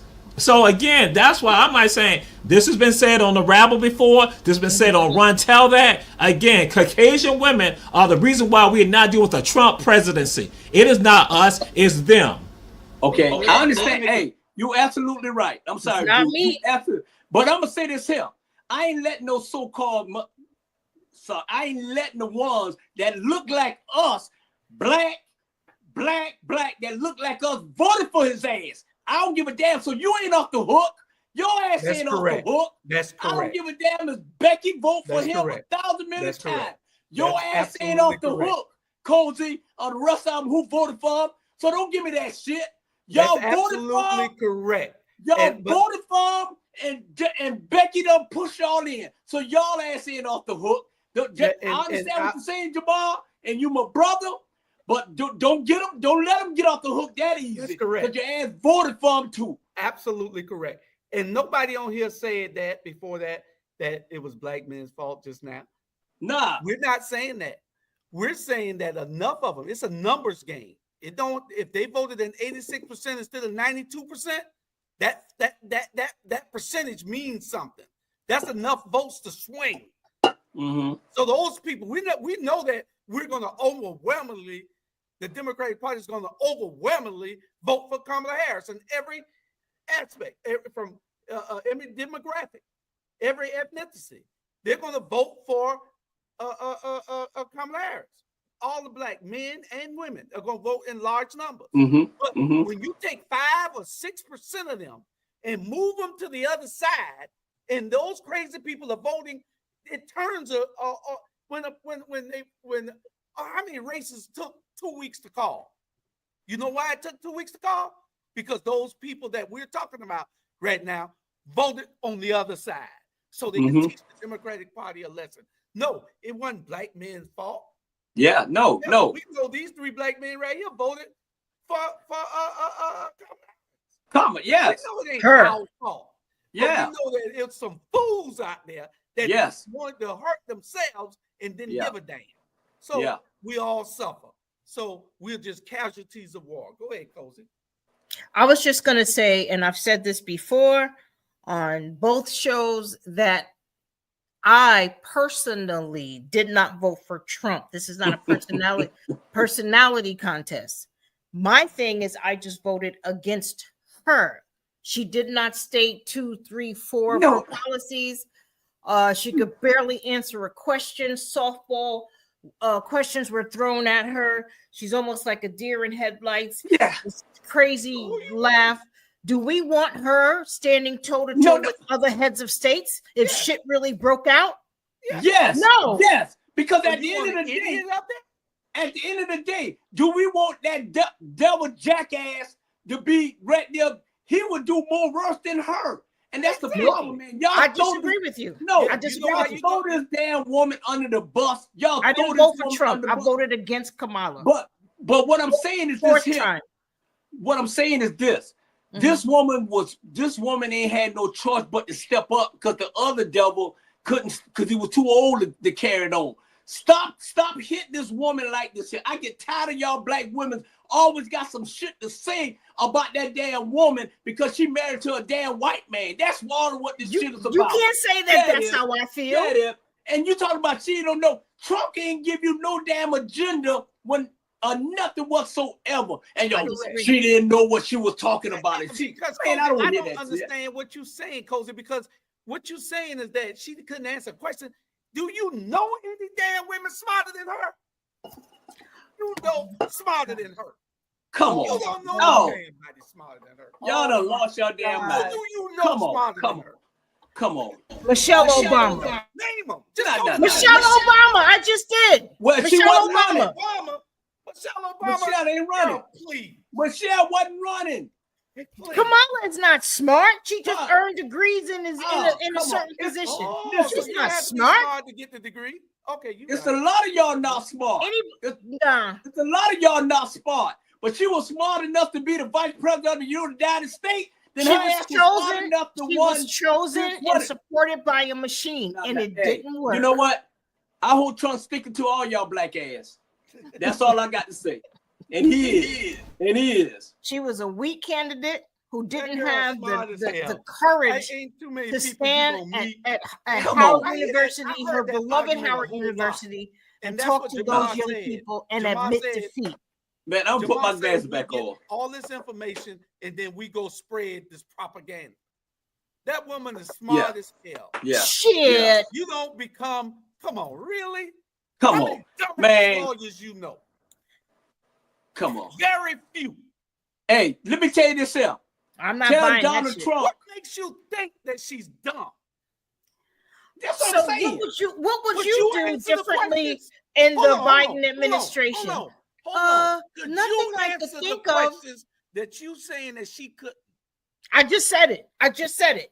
What? I just said it. What would you do differently in the Biden administration?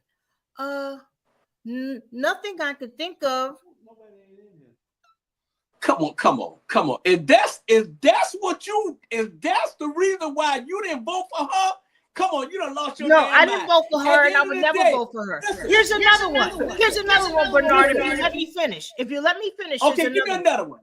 Give me another one. Because that There was was a the young first one. interviewer, a young black interviewer asked her, are you going to do anything for blacks? And she said, well, let me be clear. Okay, let's be clear. I'm not saying I'm going to do anything just for black people. Oh, All I'm saying that shit. Okay, so what? He No. All I'm didn't saying, either. man, please. He didn't either. Come on. He Come didn't on. either. So who you rather take your chances with? Her or Trump? this guy who you knew wasn't gonna do nothing? Trump? Really? Yeah. They're not Come going to on, take her man. seriously. Come They're on. not going to take her Hey, seriously. Let me tell you something right now, Cozy. Let me Hillary get this Clinton shit. would have been. Let me tell you something right now. Please. That fool gonna be the 47th president of the United States. Correct. And the first 46 ain't did shit for us black folk. So you coming with that damn what we gonna do for What black did folks? Obama do? Listen, at the end of the That's what day, he just said. what He said black Obama folks didn't gonna do do for anything. black folks? What black folks gonna do for black folks? I don't believe in identity politics. Come Just on, because come on, you come on. look like me, Look at that. I'm Look at that. obligated to vote That's for what you. Biden did. Nah, Bullshit. come on, don't go there. That's I ain't what gonna Biden did right there. Come on. Y'all done lost y'all damn mind. Trump gonna trust me. When y'all done lost y'all goddamn house and y'all at Jamal Field picking cottons and greens and shit, then you gonna see what that man don't give a damn about y'all. He ain't gonna change the economy. Matter of fact, Neither prices did done went down. neither did Prices done Kamala. went down. It's a plan. Neither did Kamala, locking This the up black best- parents this is- because their this is- kids have oh, sickle This cell is the anemia. best economy in the All history y'all of had this To hell country. with Kamala. To Some of hell y'all with should have been Kamala. locked up. Listen, You doing crime, you do the damn time. Listen, I don't want to hear listen. that shit. She even Listen. fucked up Nina Simone's estate. Okay, well, Nina Simone need to Listen. get her shit together. Listen, She's gone. this is the best economy in the history of this country, and you saying this messed up. Come Who on, said it's come messed on, up? man. I said the economy is Hold on, messed hold on. up. Let me ask you a Come question. on. How many people you know how to work? No, many first of people you all, know how to work? No. Let's go back to what you said because I'm not going to let you put words in my mouth. You said that I said the economy is messed up. That what you just said? You just said that.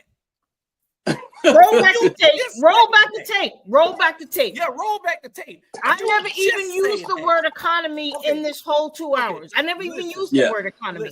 Listen. Yeah. You put words You said in that my mouth. She didn't fix the economy. That's what you said. Who? That's what you just said. Go back and look at it after the show is over. Listen, go to the end of the She show. 'Cause ain't we almost fixed finished. shit. But listen. How many people? None of them. Many people do I know how to work? Yeah. Very few because they're Ubering, they're at Burger King, they're at Amazon. Yeah. That's not out of work. How many people That's out not of work? They're working. No, I just answered that. The ones that are working, How many people do you know don't have a job?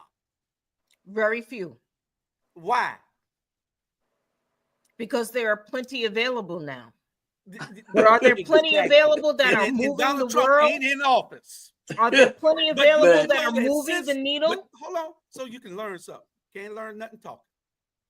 Do you know that since Donald Trump won the election, all these companies have gotten emboldened and have started laying off thousands of people already?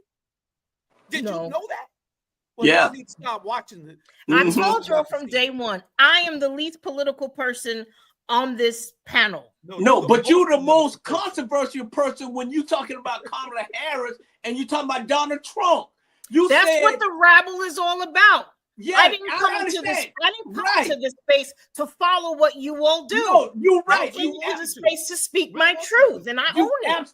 You absolutely right. We ain't hitting on you. That's what the rabble is about. And you gonna have your opinion. We're gonna have our opinion, and we all gonna have different opinion. Because if all of us had the same opinion, nobody be watching. But I'm just saying this here. January the 21st, 2025, y'all better go get that black job. Because at the end of the day, y'all ass in trouble. we all in the same boat. Thank God my daughter and them got a car yesterday. Because your damn sure won't be able to get it tomorrow. Let me explain something to you. Yeah. You didn't vote for Kamala. You voted against Kamala. You that is correct. Let me explain something to you. It could have been Dump running. Anybody other than Kamala, you voted for Trump. Okay. I don't have a problem with that. I don't have a problem with that. I'd rather have a New York open racist fight for me, other big heads of states. If Russia want to fuck with us, I'd rather him go in there and deal with it, not her. Come on. He with Russia. Come on now. You talking about you ready for him? Man, that Trump ain't gonna do shit. They can come here and take this whole country that they already done took anyway. Let me tell you this here, and I ain't gonna say nothing else. Trump will put up more of a fight. Let me tell you this here.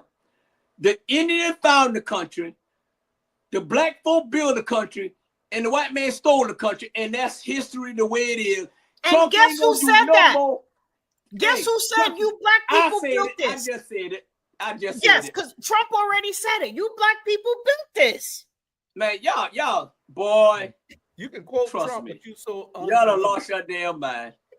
Y'all so far Trump ass that it's a shit. And he don't care nothing about y'all. I did my job, and many other black people and whomever else was to punish the Democratic Party. Why are you gonna punish? You're not punishing Democrats. Punish the Democratic Party. You're not punishing for us being loyal to them for over 7 decades. You're not punishing the Democrat. You're not punishing the Democrat. You punishing. Oh yeah, we did. No, you punishing your kids, your grandkids. That's who you punishing. You punishing. That's who the hell you punishing. Blood pressure. Man, I got the pills right here to calm me down. Y'all let them suffer. Let your grandkids suffer. Bernard, just don't let us see you with no GoFundMes. Don't let us see you with no GoFundMes. Man, all please. the ones who did that, don't you go start no damn GoFundMes. We don't want to hear that shit. That don't start no GoFundMe. Man, please. Anyway, I will hear that shit. That's our show for the night. Oh no, I'm gonna let y'all go through all that right there because I gotta get my point. I'm gonna let my point come on out. So I'm going again in Georgia. White women support for Trump increased from 67% to 69%, approaching the 74% Trump support by white men. And other subplots did not pan out. Despite the talk that black men might desert a black woman candidate, 20% of black men voted for Trump, little different than the 19% in 2020. So it's only a 1% increase with regard to that. So we buy into the narrative of other people. That's why I said we buy into this narrative of other people. Guess what? But we don't go and address the real people because, again, I'm going to say, and people may not like it because you're scared to address them because that's what happened. When you deal with your oppressor, people be afraid to throw out the oppressor. You to put the information out there. So I'm saying you don't waste your time with your own people because that's the plan of the enemy for you to look at. It's easy to attack you, but you want to attack the oppressor. So that's all I'm gonna say. Ain't nothing changing. As I said, the deal is Caucasian women. That's y'all opinion, but I'm talking to my people out there who listening to me. My people, again, I'm talking to. You need to stop. You need to stop. I'm talking to my people. I'm talking to my people out there. So. To my people out there who are listening to me, do not buy to the wrong narratives. Understand the narrative. When you all go to your meetings, you go and address the stuff in your meetings. When you go to your function, address it in your function. When you go to your city councils, address it in your city councils. Your parties, you address it in your parties. That's what you go and do. You don't buy into the false narratives. I need you to be the ones with the insight. You go forward, then you will make the change. You will be the solution to this right here, because the false narratives ain't no solution. But if you go and address it, guess what? They'll listen, because they're going to say just like this: if you make me uncomfortable, I can make a change. But if I just stay in the same lukewarm spot, I ain't going to change nothing. That's what Caucasian women did. You read that article, they're going to tell you that's what they did. They stuck with the system of racism. Okay. They're always going to do that. They're going to stay on regardless. You just gave us their narrative. You know, you telling us that we can't take the narrative of somebody else and give it to the people. You just gave us something that you read, their narrative, and gave it to us. No, it was not. It was not their narrative. But again, and see that one saying that proximity bias. I already told you all that. I told you. I just gave you further. I gave to my people listening to me. I gave y'all further information because I said share with y'all. I discussed this the day after the election. I said that's what the deal was. So I'm just saying I'm giving further evidence to see other people said it. But guess what? Proximity bias. When people are around you, they don't respect what you say. They don't want to respect what you say, but I understand that. So I ain't got to say no more. So it means also because you don't want to hit, because they don't want to listen to what I go and say. Guess what? That's why I don't need to be on the Rabble. That's why I keep saying I don't need to be on the Rabble. The Rabble is not the type of show I need to be on, because I waste my time. As Muslims, I'm going to say as Muslims, we are told not to cast our pearls before the swine. You always try to take us for those Negroes that ain't taking for you. We already know the white folks. You him, Julius. White folks for everything y'all promise. We know no what white was folks ain't thinking about y'all black ass. Whatever. They ain't even thinking about y'all black ass, man. We can't hear Julius. We can't hear Julius. We can't hear Julius. I'm gonna have to mute everybody. Hold on.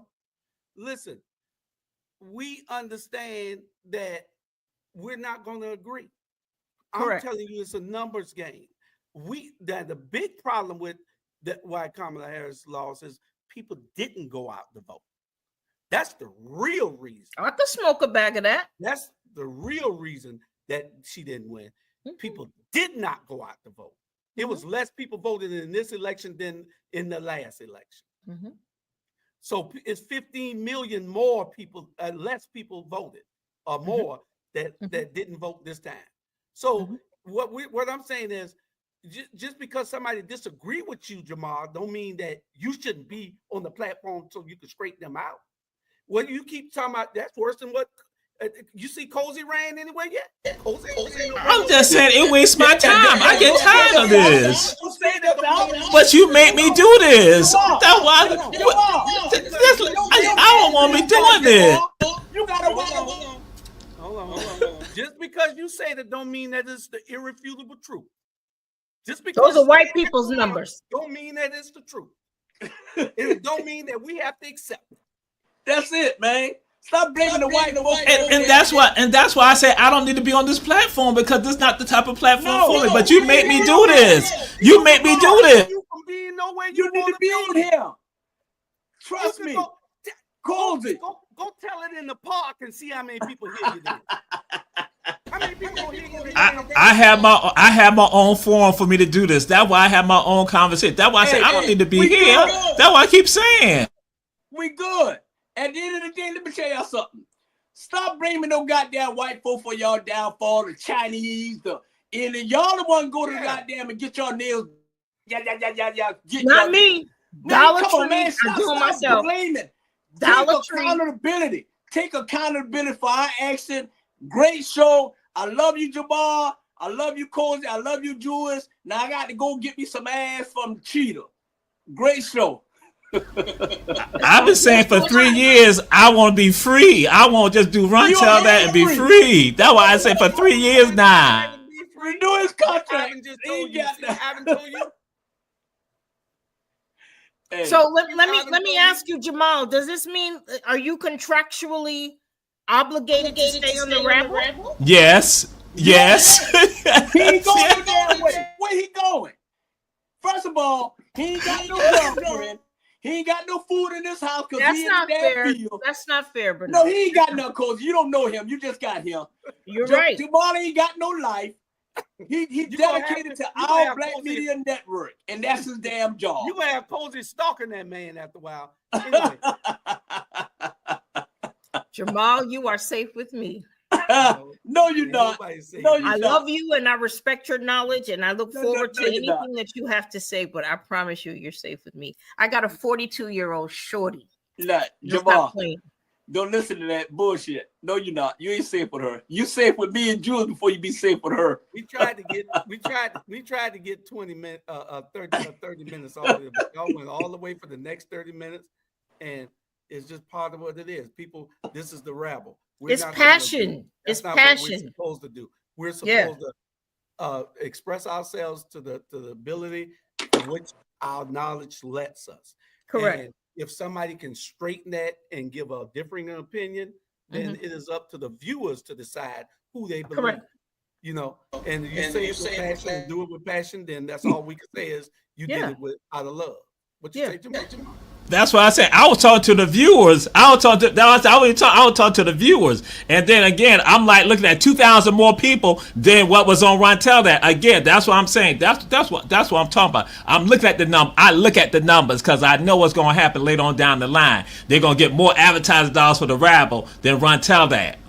No, they're gonna tell you to go to that white girlfriend and stop, goddamn it, saying that they're the problem. Let me tell you something. They ain't the problem. They just not. Oh, I had a moment. Let me stop. Good night, y'all. All right.